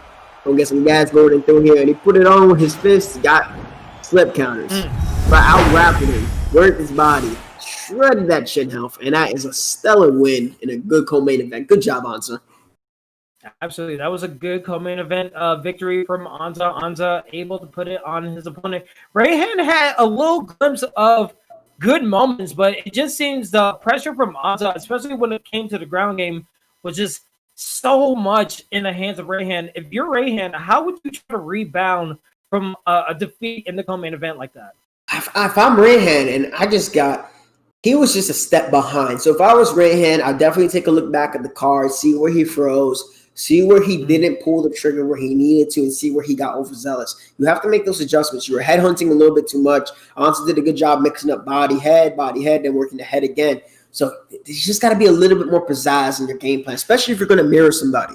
If you're going to mirror somebody, you better damn sure be absolutely confident that you are better than the other player, because at that point, the stats are exactly the same. Absolutely. I mean, that was a good co-main event. There had to be one winner. Ansa is going to be 4-2, the similar record that Rahan had in 4-2, now 4-3. So he's going to be moving up, and maybe you'll be able to see him in the future, Romero. I mean, a lot of competitors are moving up, and it's looking better and better. But without further ado, ladies and gentlemen, we've been through 7 fights, and we're finally around the moment that you all have been waiting for ESFL 90. Ladies and gentlemen, boys and girls, children of all ages, it's about that time, as it's time for the main event of the evening. We have on one side Papadoc, the number 7 ranked fighter, against Carolyn, the number 5 ranked fighter, and this has to be a highly profile matchup in the top 5, as both guys want to get a victory right here, Romero. Yeah, this is a top 10 matchup here. Obviously, Caolin in the top 5, Papadoc number 7. Caolin, I faced him in the first round of the Grand Prix, and he has some tricky striking to say the least. But Papadoc, since UFC 3, he's always had stellar grappling. And he was a former ESFL champion himself. He beat Pure United to get the ESFL strap. So he's not far behind from all the other champions there. You know, not maybe as heralded as much, but his skill set is there now. They both lost in the first round of the tournament. Papadoc losing to Prime Boxer and Caolin losing to me. So right here, this is their rebound. They're both coming off of a loss, but they're still highly ranked, uber competitive players. We got a 5-round fight between the absolute elite in the ESFL, and I can't wait to see how this goes down. Absolutely. I mean, it's not going to be a 5-round fight. It's going to be a 5-round war, as both guys are looking to make a point that they're still not out of it when it comes into the contendership of the top 5. So it's going to be really interesting to see. And before this main event goes, I want to see what you guys think in the chat, live on YouTube and on Twitch. Who do you have winning this fight? Do you have Papadoc? If you have Papadoc, I want to see a 1 in the chat. But if you have the ranked number 5 challenger, Carolyn, in this main event fight, I want to see number 2. This is your main event of the evening. Carolyn in the blue gloves, Papadoc in the red. Here we go. This is your main event of the evening. Let's do this. Absolutely. And we're getting the fight that COVID took away from us. We're getting Tony Ferguson versus Khabib Nurmagomedov. These two gentlemen have the exact same skill sets to offset one the other. And it's interesting to see Carolyn with Khabib Nurmagomedov. Khabib isn't really the best striker, but his grappling speaks for itself. Now, Tony Ferguson, he's extremely well-rounded. He has the marathon perk. He has 97 sub-grappling. Good clinch attempt from Papadoc. Immediately goes for the hip toss. But look at the scramble from Caolin. And now he shoots back, and he gets Papadoc down to the ground here, Kingsley. Yeah, so far so good for Carolyn. I mean, he gets the side control. And this is, ladies and gentlemen, this is indeed Khabib time, because you never want to face a Khabib when it goes into this situation. His ground stats are just so powerful. But again, with Tony Ferguson, as you said, Papadoc is going to be no slouch. He's used to being in the ground, used to being in the clinch. So he's going to be real patient, as we see in the rubber guard right here. This is where he wants to be. He wants to get that damage in as he gets a vicious elbow onto the head. But a stacked guard position back into the full guard. I'm surprised he didn't go for any strikes right there, Romero. He didn't want to go for any strikes because Tony Ferguson, if you allow him to swoop you and take your back with a 97 sub offense, we saw Avida X get submitted on the second sub attempt or the first sub attempt that got hit on him, and again rubber guard one more time. So unable to deny that transition from Khabib. This is definitely, they're feeling each other out, trying to figure out where the nouns are going to be. Papadoc gets a contextual transition and takes him to backside. Now he's going to back mount, and this is not good for Caolin, Kingsley. This is really not good. This is not how you want to start a 5-round main event war from both of these competitors. But again, just a nice shot from Papadoc. We expect this from Papadoc as he gets the back flat going, and he's just trying to strike his opponent, trying to open him up a little bit. Under 2 minutes left in this first round right here, and now these strikes are coming in hot and heavy, and I have health is low as the screen goes a little bit red. But again, the patient attributes of Carolyn trying to find his way out of it. It seems like he's having a little bit of trouble with the Gavin, but he gets a nice denial right there. So a little good momentum saying like he could get out of this, but again, this is not where you want to be against Papadoc. Yeah, for sure. You don't never want to be mounted by Papadoc, especially with Tony Ferguson. But a good denial from Caolin, and he can stall up the clock here. He has a minute. He can alternate from backside to back flat, maybe go back to backside, go to sprawl, and there's a huge stamina advantage here. And if he wants, he can go for the arm triangle, but instead goes to side saddle. Good decision from Papadoc, and this is a slow, technical ground fight. They're not going for anything crazy. They're not going overzealous. You can tell that both of these gentlemen wanted to come here to grapple. They're trying to prove the grappling chops here, and that's exactly what both of them are doing. You know, it's kind of funny because my UFC 3 brain is like, oh yeah, if he gets put in the side control, he's going to go easily for the crucifix since that was the meta. But it's a whole new game when you come to this, and the ground game has just changed so much from UFC to UFC 4 as we end the first round right here, and Papadoc being very dominant when it comes to the ground game right there, Romero. Yeah, very dominant. It wasn't like he was fishing for the ground and pound. If you posture up too much in the ground and pound and you don't get any strikes off, you're going to do a lot of work to your long-term stamina. You see the lead hook. Another jab fired off. There's not a lot of work done here on the feet, but the takedown worked really well. And he fired back with a single leg of his own. So I'd say it was close for a little bit where it was on the feet, and then Papadoc absolutely just controlled him for the rest of the fight, for the rest of the round. Excuse me. Yeah, here we go. The second round of our main event fight here for ESFL 90. Our 90th card, and a nice vicious uppercut on the hands from Papadoc. Papadoc is feeling good with the striking right now, but it's only a matter of time before he goes for the takedown right here as Carolyn trying to find but a nice spinning kick to the body from Carolyn. Carolyn goes for an ankle pick and gets the takedown right here. Good momentum starter for the second round right here for him.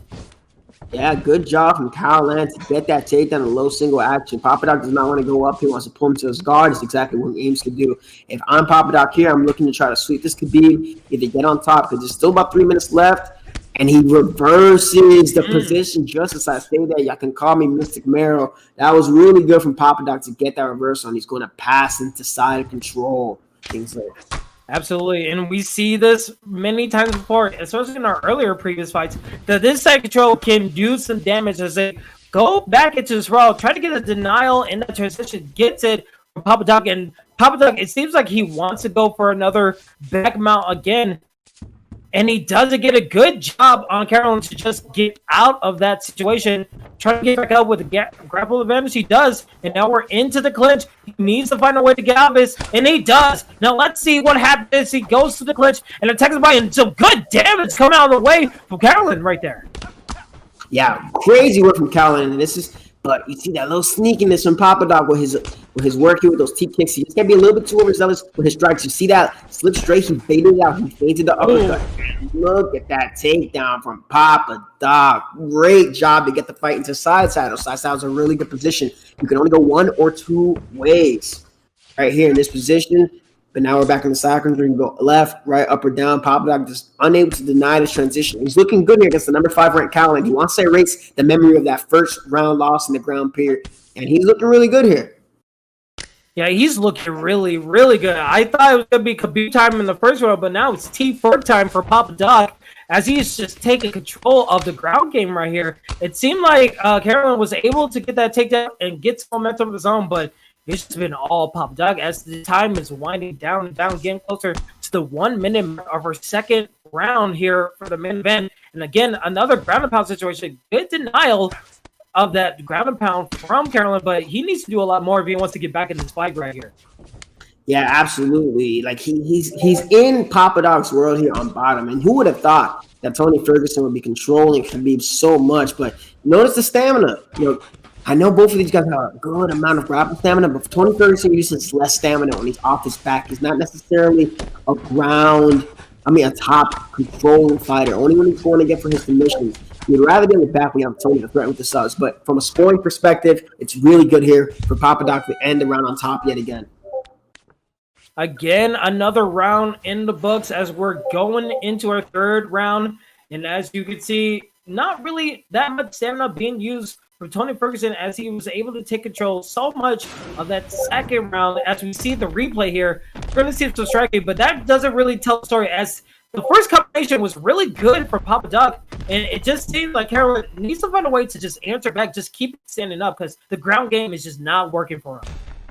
Yeah, he needs to try to make the fight a little bit filthy, but it's really hard to do that against somebody who's as well versed as Papadoc, who, he's coming out here, he's reinvigorated, he's working the clinch, he's working every single facet of MMA, but the stamina is extremely high for Caolin. Maybe forget about the grappling. Maybe just try to use that stamina advantage to your advantage and go for,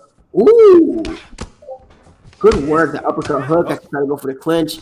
Has him against the cage, let's go for the clinch again. This is exactly what Caolin has to do if he wants to put in work on Papadoc. Good knee against the cage, but look at the frame out from Papadoc here. Now goes for a switch body kick. Nurmagomedov slip straight action here. Caolin, he's not making adjustments. And another body kick. All right. He's listening to the booth. And oh my goodness, the straight for the sidestep. And now we have just flipped the script on this whole fight right here. Let's see if Papadoc can answer back. Tries to go for a spinning elbow right there, but doesn't really land. And now Papadoc doesn't want to say the stand up anymore. After he got rocked, he went directly straight into the ground. That was a good momentum booster for the start of the round for Carolyn, but here we go into the ground game where Papadoc is feeling really comfortable in, and that has to be just fighting. Oh, but a get up right here. Let's see if Carolyn can just find some more momentum. Goes for a takedown. That has to be a questionable game plan right there, Romero. Yeah, definitely a little bit questionable. I'll just be content. Oh, man. I think that Caolin doesn't know what to do here. He has to back up out of there. He doesn't want to stay there taking those knees in the clinch. That did not do him any justice when it came to his head out. But the stamina right here, that's what's going to be the key part with these exchanges. And Papadoc working the clinch one more time. Another takedown from Papadoc. Taking him right down here, going to side control. And this is the veteran way to play, especially if you want to secure this fight on the scorecards. Yeah, absolutely. I mean, when we talk about like the stamina advantage, yes, Carolyn has it, but Tony Ferguson is a stamina monster. I mean, when it goes to the championship rounds, he's going to probably get more stamina here as we go into the ground and pound. Good defense so far from Carolyn as he gets up again. Now you have to think he can't go for a takedown here. He needs to make it a little bit dirtier and just find a way to sidestep and get that straight like he did before. But he goes for a head kick, gets bucket, and now he's in a clinch attempt. And this is not where you want to be. He's just attacking the face with the knee, and it's looking really good for Papadoc right there as we approach under 1 minute and 20. And again, Carolyn needs to find a way. Oh, but it gets with a hook, and this could be all that she wrote, Romero. Yeah, what I don't want to see Papadoc do, him being my camp member, he tends to throw kicks out of range, and those whips, as you can see on the stamina, it is absolutely taxing Papadoc right now. So he got the rock. He manages to even things out here. He was at risk of getting knocked out himself, but he has to play this extremely smart. And, this might be 3-0, Papadoc heading to that fourth round, but the stamina's in Caolin's favor. He's been able to land a good amount of damage. By no means is Papadoc guaranteed a win here, and Caolin can definitely pull together another dub. Yeah, I mean, these body shots are working really well on the body of Papadoc, so he needs to be careful about it. Nothing is for certain. There hasn't been a moment where I thought Papadoc was putting this whole fight away. It still seemed like Carolyn still had a chance to get back in this fight. So it's going to be really interesting how the fourth and maybe possibly the fifth round goes if Papadoc keeps on this whole momentum train when it comes to the ground game. As we are now in the main event rounds right here, the fourth round is ready to get started. And Romero, if you're Carolyn, you have to think you need to keep it standing up and you need to attack the body a little bit more because that stamina advantage might be the key to victory. Oh, but the head kick gets blocked right there. Yeah, that's exactly what I mean by those head kicks are going to get Papadoc in trouble. He tried to fire it off. UFC 3, everybody had the same animation for a head kick, so it almost looked like it was coming out at the same speed. And Papadoc used to love firing that head kick the moment you exit out of punch range. But that has gotten him in a lot of trouble. But this case, there's the jiu-jitsu, that 10th planet black belt jiu-jitsu from Tony Ferguson being utilized by Papadoc. He's now on top. There's 4 minutes left in this fight. And veteran stuff from Papadoc. I would have liked to see Caolin continue to just work the head. You got Papadoc worried about a takedown. Take advantage of that. Darting off of his head. Get him flustered. I know he's my campmate, but I got to be unbiased here, and I got to tell you how to win here. And that's a good frame from Caolin. Good job here.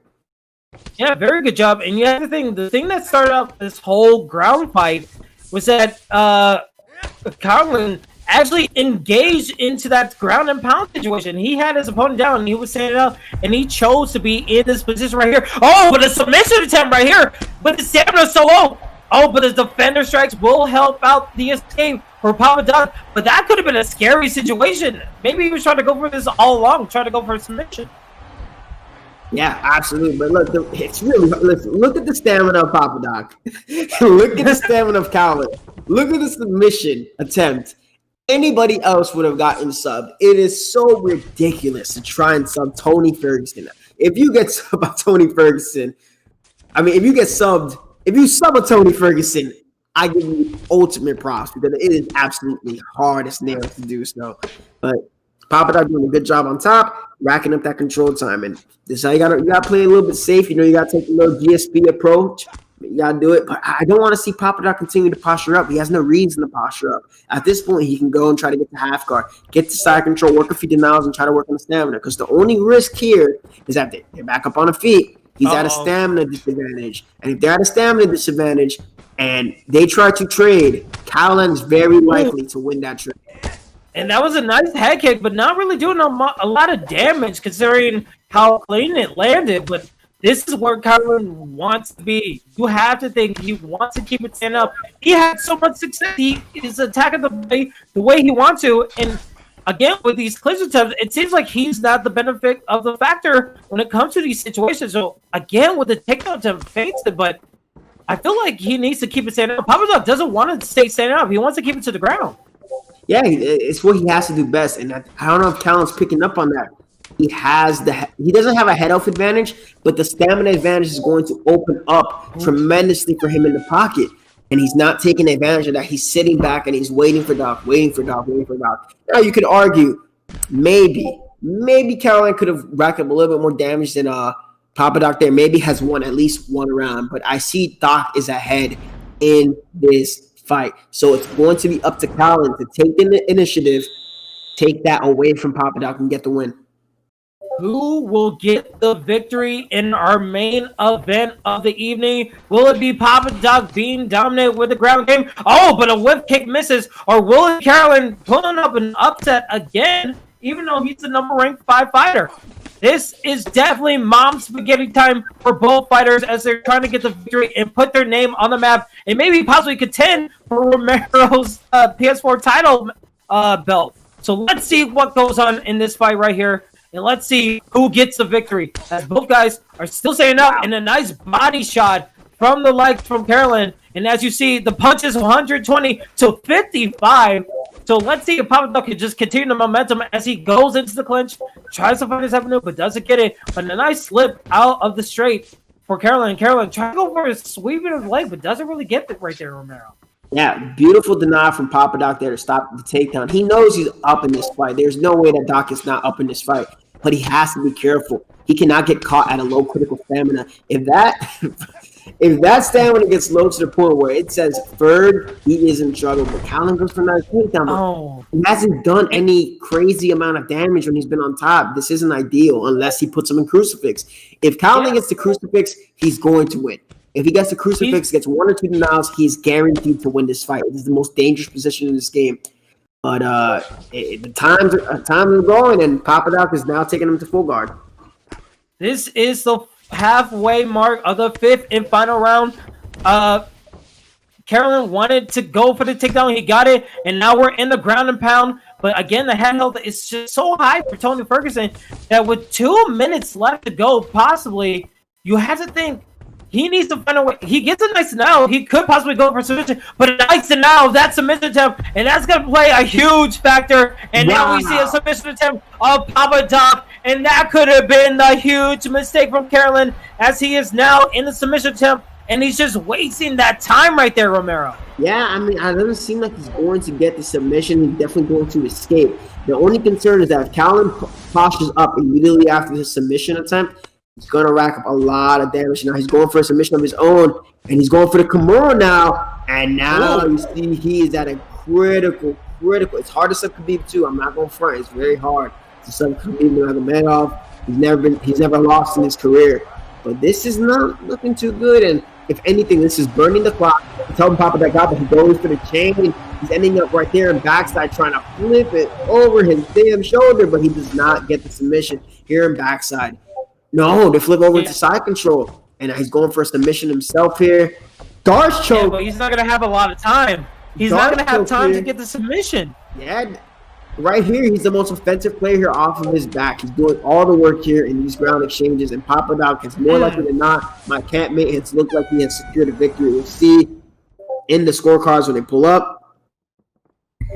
That is the end of the main event, ladies and gentlemen. It's just been a 5-round war from striking to ultimately grappling. As we check the highlights into judo throws getting reversed. In the second round, it was just clinch knees into another judo throw that actually landed. And you had to think Papadoc has been dominant this whole fight, but we never know with the judges' scorecards. It could go one way, but who knows how they're going to fully judge it. But again, this is looking to be a victory for Papadoc, and we will see when Bruce Buffer gives us the decision. Man, Romero, it was a good showing. Both guys put on the show, but Papadoc, again, looking very good in the ground game as we go to Bruce Buffer. And we do not hear Bruce Buffer, so we will see who hand gets raised for the main event. As all people are expecting Papadoc to get the victory here. Yeah, the your winner is... The Papadoc shining for Papa. What? Oh, wait. Papadoc is you almost pulled out IKO versus Bronson. The right person won. Papadoc gets the main event victory. You were so scared. Yo, I ain't go front because I'm so used to Papadoc using Khabib. I blanked out for a second. I thought that he was using Khabib. Yeah, Papadoc won that fight fair and square. You scared me for a second because I'm like, oh, this Papadoc, but you were like, whoa! I was like, wait, hold on. Am I missing something? What happened? We're all okay. My goodness. But not burying the lead. Papadoc getting the main event victory. Upset in the ranking as he was the number 7 ring fighter, getting to 3-1. Able to jump into the top 5 with that performance as he had a pretty dominant victory. We didn't hear the judges' scorecards, but I'm assuming it was a unanimous decision when it came to that contest. And Carolyn, he needs to go back to the drawing board, you have to say. Yeah, he's, it's not like he's lost to anybody. You can give a harsh critical performance to somebody who loses somebody that they're not supposed to lose to. Caolin's lost to the current champ, and he lost to somebody else that's ranked in the top 10. I think in Caolin's case, if the matchmakers are going to do him any justice, give him some time to work against maybe the guys in the top 15, rack up a little win streak, then try to get into that deep water against the top 5 of the division. But it looks like their spots are going to flip over. And I think Papadoc's a new number 5 guy ranked here on ESFL. Yeah, I mean, Papadoc, he's going to be lurking for your title, man. I mean, he's coming. If he could put on performances like that, I mean, it's going to be really interesting to see. I would love to see that matchup between you and Papadoc, but there's so many contenders as we see. We still have still some of the top 5 guys and some new blood, not new to the ESFL community scene, but just new to like the new rankings in the top 10 spots. I mean, we had some amazing victories from Gavin, from Gaming Echo, and Spill Actions. I know they're going to make their way up the mountain to try to face you, but a lot of great fights and a lot of great stuff, especially coming from that main event and the co-main event. I'm excited to see what happens in the future of the ESFL, especially on the PS4 side, because that's my home console. And you know I always rep the PS4 guys. So, again, Romero, before we close up this broadcast and do some home cleaning, last words of what you have to say about this whole fight card and the people in general. Honestly, I'm very impressed by the quality of competition on this card. I like to see the adjustments. My favorite fight still has to be Crooks versus Spill Actions. That had to have been the best fight on the card. The good comeback performance, I'd say it has to be tied with Zayaf, right? Zayaf had a really good one. I think that was a pretty good comeback. Biggest upset. It's going to go to Gaming Echo. Like, to me, Gaming Echo. Submission of the night in general. I mean, the craziest armbar that we ever seen in the ESFL history. Yeah, it seems like the guys who are the de facto top players of this game, the guys who everybody knows, everybody's heard about them, seen them compete on whether it's Ricky J or Bruce Lee Rob's tournaments or ESFL, the guys that everybody expected to win, it seemed like there was a curse in this card for everybody with a name. and for some reason they just got taken out. Absolutely. It's been a crazy fight card. As always, I enjoy doing commentary with you, Champ. I mean, it's always been an honor and a pleasure. It's always great commentating to you guys live on Twitch and on YouTube. It's always been a pleasure to be in the booth right here. And just a little housekeeping that we have to do. Follow us on Twitch. Subscribe to the YouTube channel. Join our Discord and any other affiliate leagues. If you want to be a part of these fights, maybe you could challenge for Romero's title belt. We'll see. Or maybe Davikin's Xbox title belt. I mean, he's going to have a title match soon as we get in the future of these fight cards. Because our next fight in the ESFL network will be on this Wednesday at 6 p.m. Central Standard Time. And then we are not doing any more Sunday cards. We are only going to be doing Wednesdays and Saturdays. So our next big ESFL Saturday card will be on 2 p.m. Central Standard Time. So be on the lookout for that. But without further ado, guys, I have been Kingsley. That has been Romero. Be good to each other. This has been the ESFL. We bid you good night, and we will see you at the next fight. Peace out, guys. Yeah, great job, everybody. Thank you guys for tuning in. Great card. I'm out.